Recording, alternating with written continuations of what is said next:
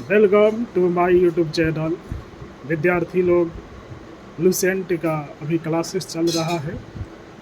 प्रतियोगी परीक्षा के लिए सबसे महत्वपूर्ण बुक है।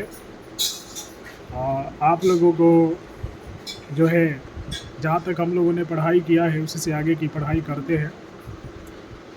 तो हर से 641 ईस्वी में अपने दूत चीन भेजे तथा 643 ईस्वी में एवं 645 ईस्वी में 2 चीनी दूत उसके दरबार में आए।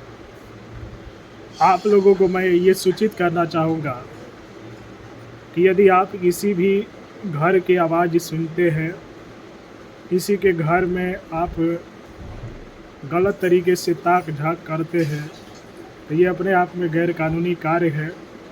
ऐसा करेंगे तो समाज के साथ साथ राष्ट्र के साथ साथ कानून के साथ साथ वो घर के लोग भी आप पर कड़ा एक्शन ले लेंगे, क्योंकि सभी लोग अपने अपने घर में सुरक्षित है।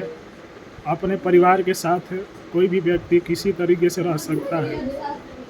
आप इस पर खेद व्यक्त करने वाले कोई नहीं हो। आप किसी पर आवाज़ तभी उठा सकते हैं, कानून संविधान पढ़ा देते हैं आप लोगों को। बाहरी दुनिया में घर में कोई दंड देने का कोई कार्य कर सकता है तो उसके घर के लोग, बाहरी लोग वो किसी के घर में ताक झाँक या उसके घर की क्या हो रहा है अंदर में, ठीक है, ये गैर कानूनी कार्य है। हर्ष ने कश्मीर के शासक से बुध के दंत अवशेष बलपूर्वक प्राप्ति किए। हर्ष के पूर्वज भगवान शिव और सूर्य के अनन्य उपासक थे।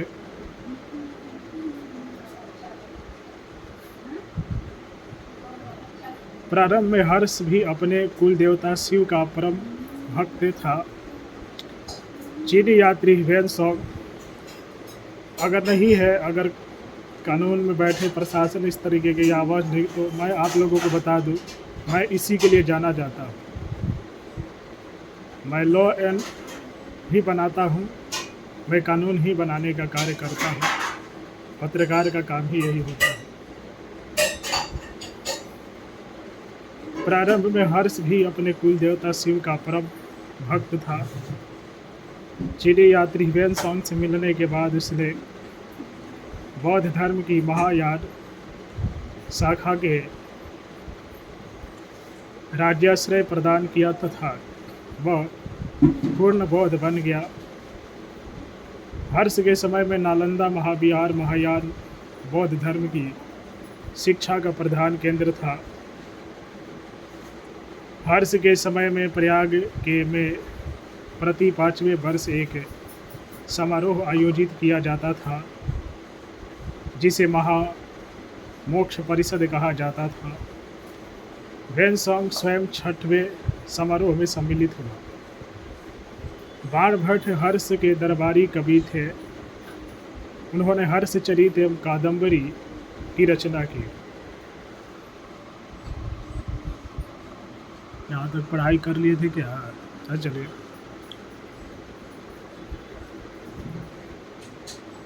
प्रियदर्शिका, रत्नावली तथा नागानंद नामक 3 संस्कृत नाटक ग्रंथों की रचनाकार हर्ष ने की थी। कहा जाता है कि धावक नामक कवि ने हर्ष से पुरस्कार लेकर उसके नाम से ये तीनों नाटक लिख दिए। हर्ष को भारत का अंतिम हिंदू सम्राट कहा गया है, लेकिन वह न तो कट्टर हिंदू था और न ही सारे देश का शासक ही। हर्ष के अधीन स्थित शासक महाराज अथवा महासामंत कहे जाते थे। हर्ष के मंत्री परिषद के मंत्री सचिव या अमात्य कहा जाता था। प्रशासन की सुविधा के लिए हर्ष का साम्राज्य कई प्रांतों में विभाजित था। प्रांतों को भुक्ति कहा जाता था। प्रत्येक भुक्ति का शासक राजस्थानीय उपरीक अथवा राष्ट्रीय कहलाता था। नोट: हर्ष चरित्र में प्रांतीय शासक के लिए लोकपाल शब्द आया है। भुक्ति का विभाजन जिलों में हुआ। जिले की संज्ञा थी विषय, जिसका प्रधान विषयपति होता था।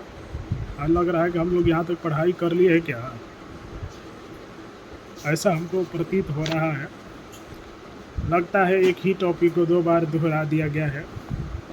आप लोगों का टाइम वेस्ट हुआ होगा। चलिए क्या करें, धीरे धीरे याददाश्त ऐसा मेमोरी हुआ कि ये चैप्टर पढ़ लिए हैं। तो नीचे देखें तो सही में पढ़ लिए थे। कोई नहीं, दोबारा रिवीजन हो जाएगा तो आप ही लोगों का फ़ायदा होगा। अश्व सेना के अधिकारों को बृहदेश्वर, पैदल सेना के अधिकारियों को बलाधिकृत या महाबलाधिकृत कहा जाता था। हर्ष चरित्र में सिंचाई के साधन के रूप में तुला यंत्र, जल पंप का उल्लेख मिलता है। हर्ष के समय मथुरा सूती वस्त्रों के निर्माण के लिए प्रसिद्ध था। दक्षिण भारत के प्रमुख राजवंश: पल्लव वंश का संस्थापक सिंह विष्णु 575 से 600 ईस्वी था। इसकी राजधानी कांची तमिलनाडु में कांचीपुरम थी। वह वैष्णव धर्म का अनुयायी था। किरातुंजयम के लेखक भारवी सिंह विष्णु के दरबार में रहते थे।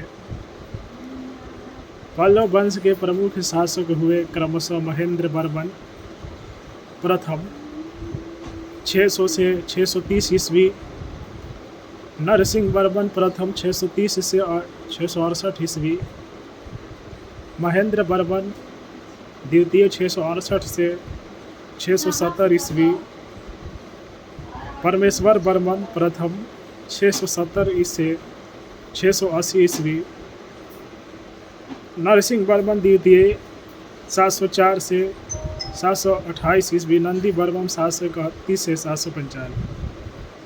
यदि देखिए बाहरी लोग अगर सुन भी रहे होंगे तो मैं एक किताब पढ़ता हूँ, इसी से तो लगता है कि सभी लोग इसको सुनते हैं।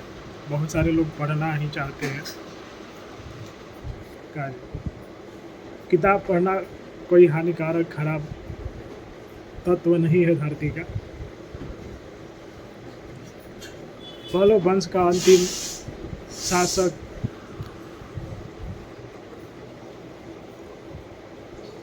अपराजित वर्मन 879 से 897 ईस्वी में हुआ। मत विलास प्रहसन की रचना महेंद्र वर्मन ने की थी। महेंद्र वर्मन शुरू में जैन मतावलंबी था, परंतु बाद में तमिल संत अपर के प्रभाव में आकर शैव बन गया था। महाबलीपुरम के एकाशम मंदिर, जिन्हें रथ कहा जा गया है, का निर्माण पल्लव राजा नरसिंह वर्मन प्रथम के द्वारा करवाया गया था। रथ मंदिरों की संख्या 7 है। रथ मंदिरों में सबसे छोटा द्रौपदी रथ है, जिसमें किसी प्रकार का अलंकार नहीं मिलता है। बतापी कोड की उपाधि नरसिंह वर्मन प्रथम ने धारणा की थी। अरबों के आक्रमण के समय पल्लवों का शासक नरसिंह वर्मन द्वितीय था। उसने राज सिंह, राजाओं में सिंह, आगम प्रिय, शास्त्रों का प्रेमी और शंकर भक्त, शिव का उपासक की उपाधियां धारण की। उसने कांची के कैलाशनाथ मंदिर का निर्माण करवाया, जिसे राज सिद्धेश्वर मंदिर भी कहा जाता है। इसी मंदिर के निर्माण से द्रविड़ स्थापत्य कला की शुरुआत हुई। महाबलीपुरम में शोर मंदिर कांची के कैलाशनाथ मंदिर में पल्लव राजाओं और रानियों की आदमकद तस्वीरें लगी हैं। 10 कुमार चरित्र के लेखक दंडी नरसिंह वर्मन द्वितीय के दरबार में रहते थे।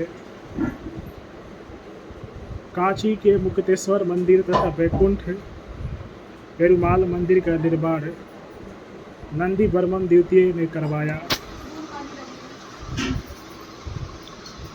प्रसिद्ध वैष्णव संत तिरुमनई अल्वार नंदी वर्मन द्वितीय के समकालीन थे। विद्यार्थी अभी जो लूसेंट का क्लास है यहीं पर एंड करते हैं, क्योंकि जो एक क्लास का मैं टाइम टेनोर रखा हूँ उसके अनुसार पूर्ति हो चुका है। आप लोगों से मैं मिलता हूँ इसके आगे जब वीडियो बनेगा तब तक के लिए चैनल को सब्सक्राइब कर लीजिएगा, लाल रंग के सब्सक्राइब बटन के दबा के। अब जाते जाते जय माता दी, हर हर महादेव लिखना है।